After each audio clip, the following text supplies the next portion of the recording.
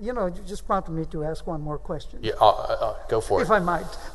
Ms. Dunkelberg, you know, we've got 32 states that have, in fact, expanded Medicaid, and we've been concerned about that in part because of the impact it might have on the state budget.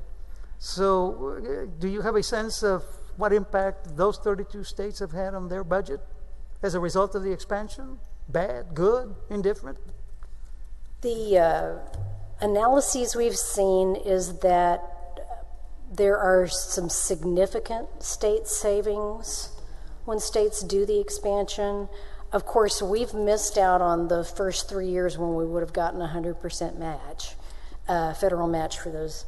But states have had some really big GR reductions because you can convert, you know, as you know, we pay for more than half the babies in Texas with Medicaid maternity coverage. You can convert most of those into women who are in a medical home and who are earning that 90+% match rate if you do Medicaid expansion.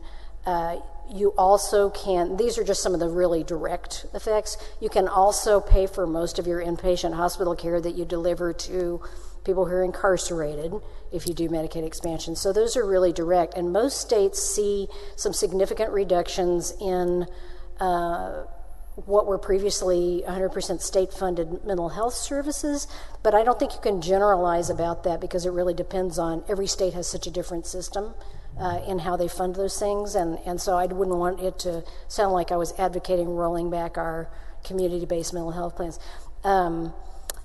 There are also some, which is why you hear sheriffs and county officials talking about needing a coverage solution, you know, the ability to get particularly people who have repeated contact with the criminal justice system, as you've heard about from some of the other speakers today, who cycle through the jails and the emergency rooms, the ability to get them into a consistent source of financing for their mental health care.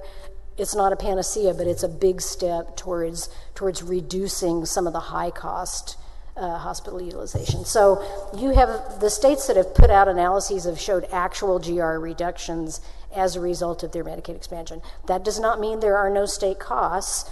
When HHSC did their last public fleshed out model of Medicaid expansion, they showed some significant costs for the state, but they also showed a net gain of federal funding after you net out all of the state costs of $6 billion a year or more over a 10-year period. So, you know, this is the struggle we have. Yes, we would have a state share, and starting in 2020, it would be as much as 10% for this population group, but there are all kinds of offsets to GR as well as increased tax revenues and job creation that can come along with having another $4 to $6 billion a year in your healthcare economy. So, thank you. Thank y'all. Appreciate it.